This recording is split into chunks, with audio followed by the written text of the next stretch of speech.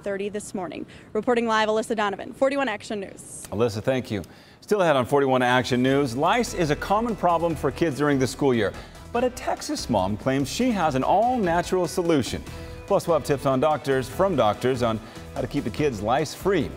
And Overland Park is growing so much, a new school is now open. We'll give you a sneak peek inside coming up. You're watching 41 Action News. 71 degrees outside. It's 8:07.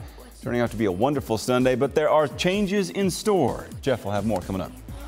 Look what you made me do. Look what you made me do.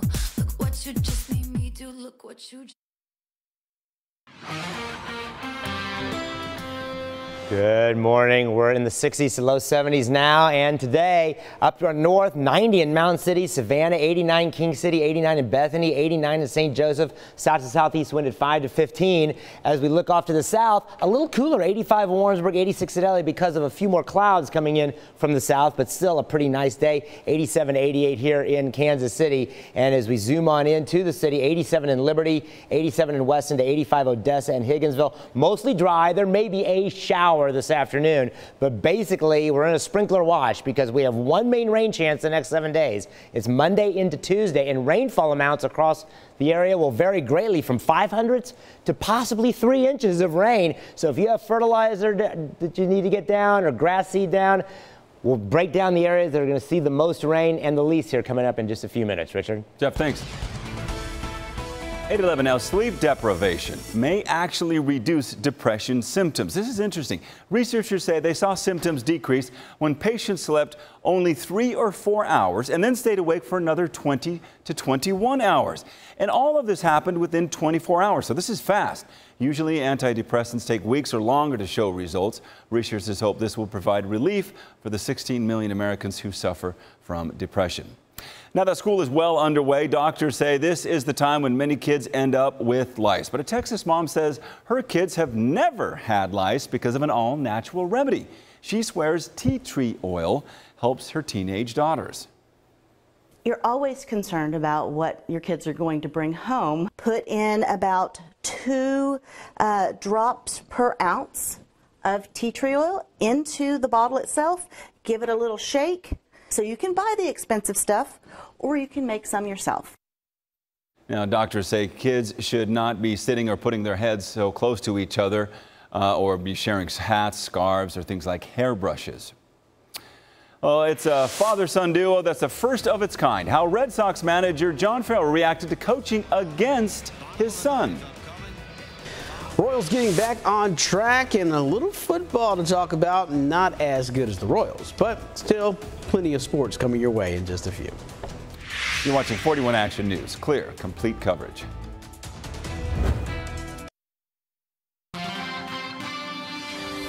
Well, good Sunday morning to you. The Royals are trying to keep the playoff chances alive as they trail Minnesota by 4.5 games for that second wild card spot. Just 8 games left to play. Ned said earlier yesterday that he plans to return to Kansas City in 2018, which is the final season on his contract. After taking the lead in the 4th, Royals add to it in the 5th. Alex Gordon takes Dylan Covey opposite field for a solo shot to left. It's 3-1 Royals. Then sacks full of Royals for Whit Merrifield. What does he do?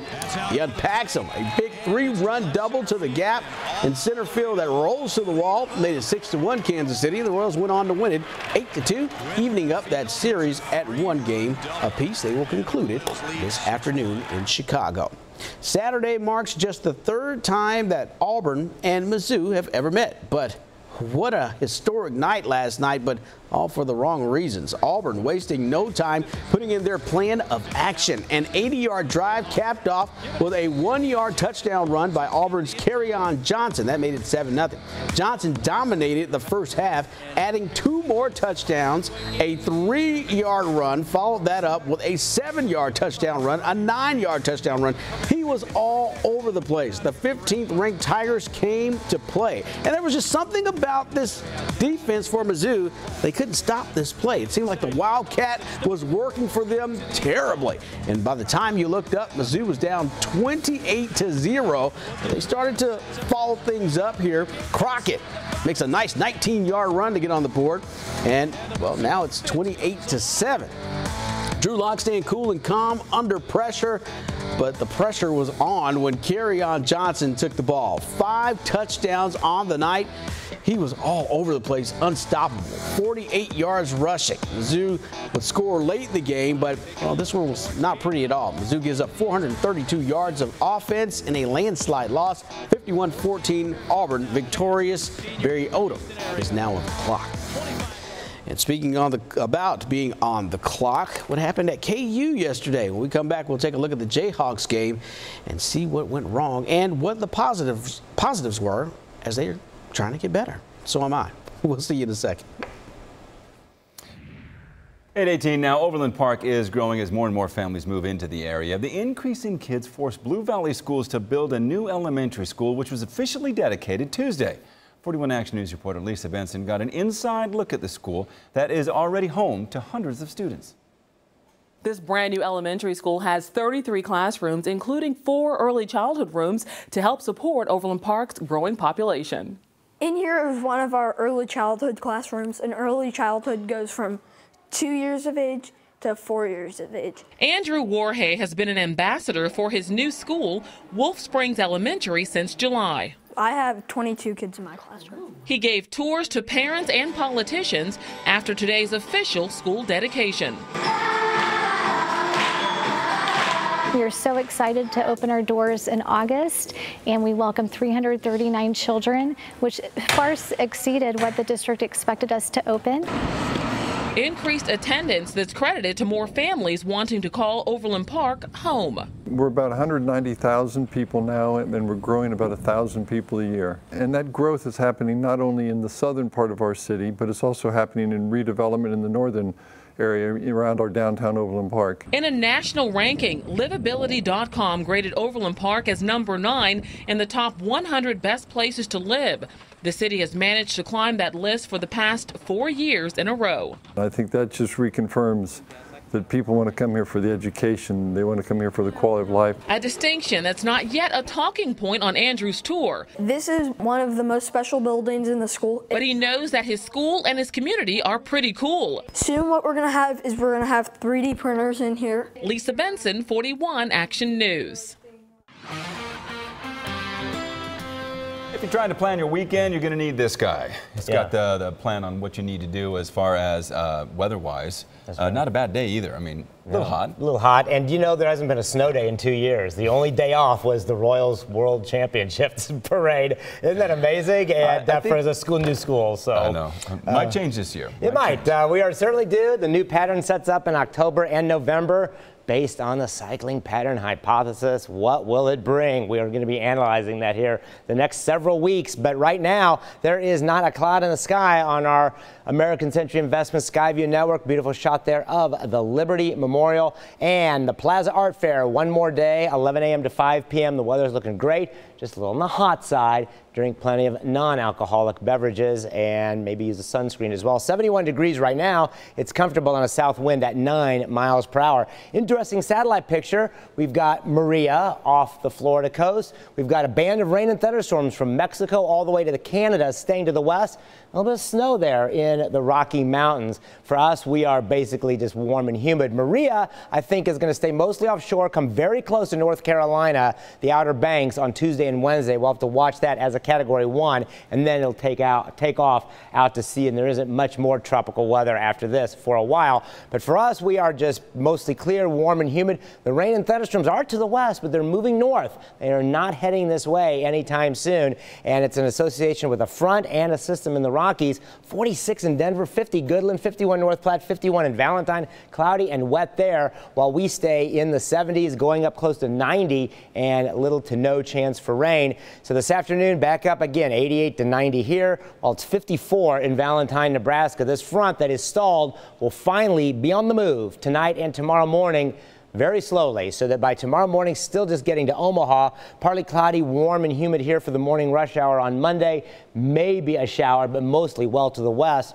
Then during the day tomorrow, the front will progress southeast. We're still going to be on the warm side in the 80s with more clouds, maybe more like 85 or 86, with most of the significant rain and thunderstorms staying to the west. And then as we go into Monday night and Tuesday, the front's coming in, but most of the rain still out to the west, where the better upper level energy is. And then on Tuesday, as this front moves by, a few showers and thunderstorms will be around, but the whole rain system is beginning to weaken.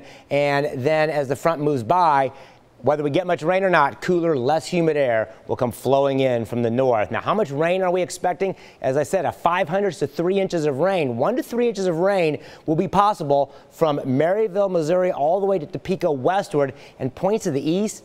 500s, a quarter of an inch. So if you have fertilizer or grass seed, you may need the sprinklers from about I-35 eastward. This is not set in stone.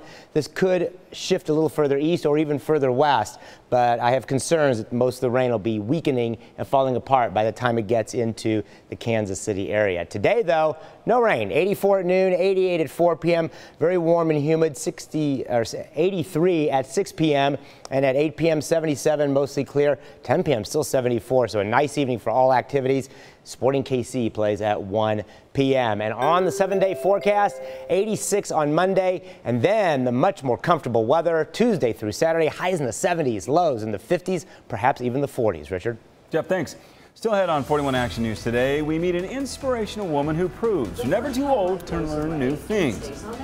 And it's a basic need that's not being met by many families in the metro. We'll tell you how you can help making sure babies have diapers. That's coming up. You're watching 41 Action News. It's 8:23, 71 degrees outside. Nice shot of the War Memorial there. We'll be right back.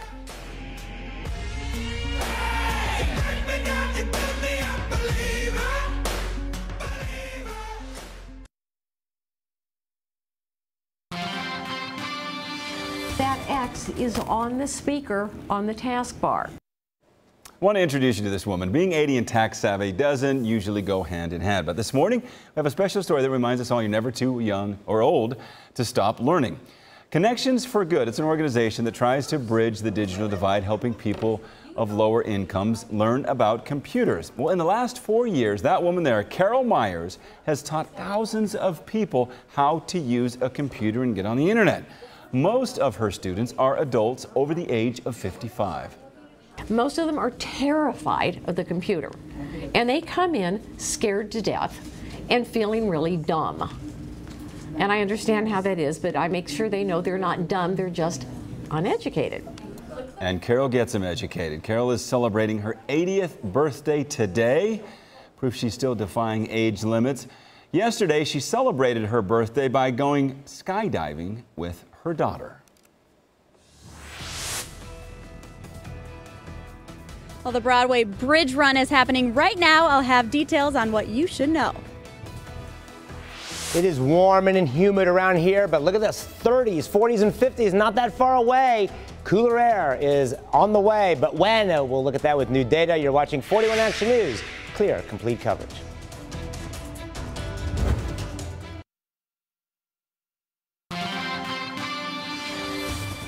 Morning, welcome back to 41 Action News. Thanks for joining us. I'm Richard Sharp, joined with meteorologist Jeff Penner. We're talking about the forecast. It's going to be up and down over the next few days, but today, pretty nice. Yeah, if you like the summer weather, even though it's now fall. One more weekend of pool weather. You're going to have, if you can find one. If you can find a pool to jump into, we definitely have pool weather. And outside right now, there is not a cloud in the sky, and temperatures are warming up through the 70s right now as we look at our Power and Light Apartments sky view. A great shot there of the Liberty Memorial.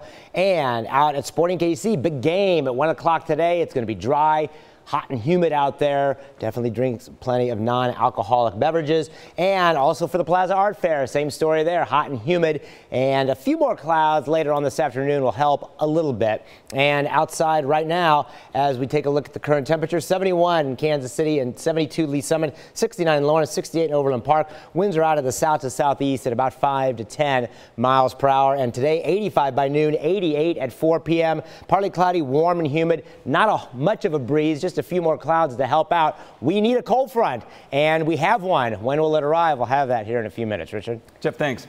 3 suspects on the run this morning after an attempted carjacking ends in a shooting. Police say the 3 men asked the victim for a ride last night near Snyabar Road and Otter in KC-Mo. When the victim said no, the men opened fire. It caused the man to wreck his car. He is expected to be okay. Every 2 minutes, a person is injured in a drunk driving crash. Last night, the group Mad Heartland held a vigil for victims and survivors of drunk driving crashes. Here in the metro, the group helps families, support families in need. For many of the volunteers, it's a personal event, like Leanne Lewis, who lost her father in 2008. I'm trying to change my pain into passion to end drunk driving and hopefully help other daughters not have to attend events like tonight. If you've lost someone to drunk driving, you can contact Mad Heartland for support groups. It's one of Kansas City's most iconic bridges, and it's now the site of an event that will help the Special Olympics. 41 Action News reporter Alyssa Donovan joins us live near the Buck O'Neill Bridge, where people are running for a good cause. Alyssa. Oh, that's right. And you know what? They're starting to wrap up. A lot of the runners have passed us already. They actually just opened the Buck O'Neill Bridge for traffic. So I think these runners were a little faster than they expected, because they were telling us they would have that bridge closed till about 10:30. But these runners were just a little quicker than they expected today. And of course, as you said, all of the funds from today's event going to a great cause, the Special Olympics, which has partnered with KCPD on this event for several years. A wonderful event happening today downtown Kansas City. Reporting live, Alyssa Donovan, 41 Action News. Alyssa, thank you. It's a basic baby need that's not being met for many families in the Kansas City area. 41 Action News reporter Mackenzie Nelson reveals how one local organization has your baby's bottom covered. 1, 2, 3, 4, 5, 6, 7. Olivia Wright has seen it a number of times. We'll count off the 25. We'll send them down to the line. It's on the first of the month that Olivia says families will line up. Help us out. Help these kids out in the community. It was while lending a helping hand that she recognized the need. You know that you're really helping a family out and that they don't have to decide this week over food versus diapers. 1 in 3 American families struggle to provide enough diapers for their children. In the Kansas City area alone, nearly 23,000 children are not receiving the diapers they need to stay happy and dry. That's where Happy Bottoms comes in. We knew that there was, a reason for this to exist. The nonprofit organization first hosted a diaper drive in 2009, collecting 15,000 diapers. I think I just have to remember that we are making a difference. Every little bit does help. Since then, they've distributed over 7 million diapers to families in need, giving a hand up and not a handout. It is a hand up in more ways than one. Because we work with partner agencies in the Kansas City area, we're getting people, sometimes their foot is getting in the door at those agencies. Happy Bottoms keeping your baby's bottom covered in more ways than one. It's very rewarding. Mackenzie Nelson, 41 Action News. So this week is Diaper Awareness Week, Diaper Need Awareness Week. Head to kshb.com to find out more about the events Happy Bottoms will be hosting to help you out, or so you can get involved and help others out. All right, let's check in with Jeff. Headed out to the Plaza Art Fair at 11 a.m. It'll be 83. By 2 p.m., 88. Very warm to hot and humid. 87 at 5 p.m. When will a cold front move through? It is in the forecast. We'll look at the week ahead coming up here in just a few minutes. Plus, it's a new program that's giving high school kids an alternative to college, and a good paying one at that. We'll have more on the benefits coming up. And a little piece of today is being buried away. We'll show you what future generation can expect to find. That's coming up on 41 Action News. It's 8:36. We'll be right back.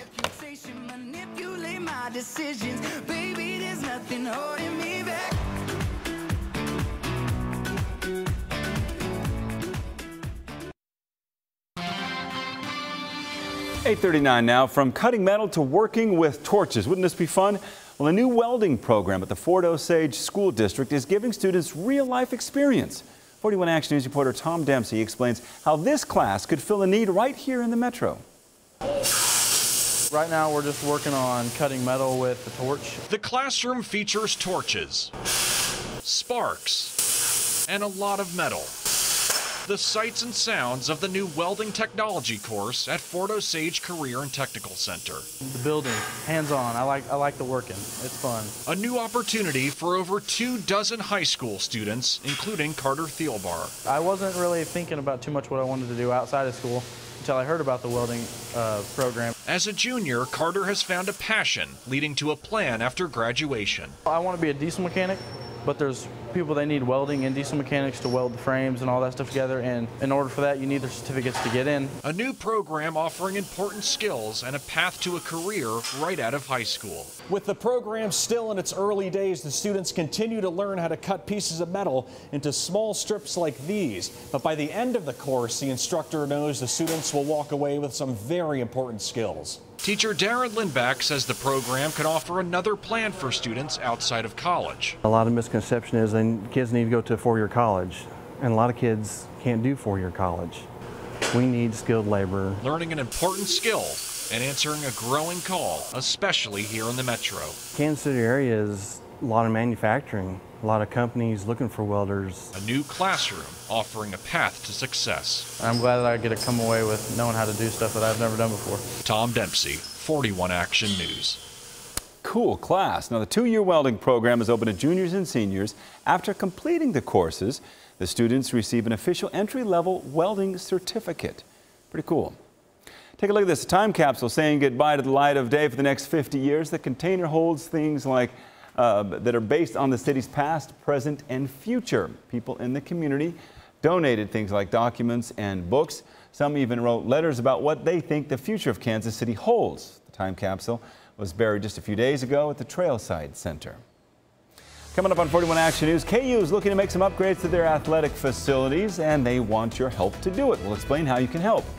Plus, they're a common annoyance this time of year, what you can do to protect yourself from those pesky oak mites. Ouch. 8:42, 71 degrees outside. You're watching 41 Action News. We'll be right back.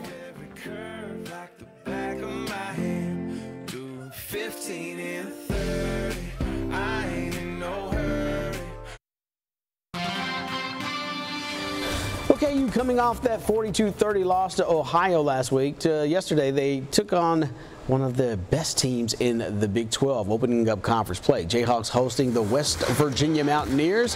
Tough start for KU. West Virginia did whatever they wanted. Will Grier fires out downfield to David Seals for the big gain. That sets up Justin Crawford, 11-yard touchdown, and West Virginia led by as much as 25 in the first half. But Kansas just kept on fighting. What a big day for Jayhawks running back Khalil Herbert. More on him in just a second.